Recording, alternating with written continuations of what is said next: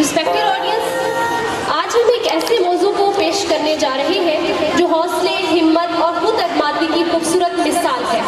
लड़कियां सिर्फ ख्वाब नहीं देखती बल्कि उसे पूरा करने का हौसला भी रखती हैं। वो जिंदगी के हर मैदान में आगे बढ़ सकती हैं, हर मुश्किल का सामना कर सकती है और अपनी मेहनत और लगन से अपनी पहचान खुद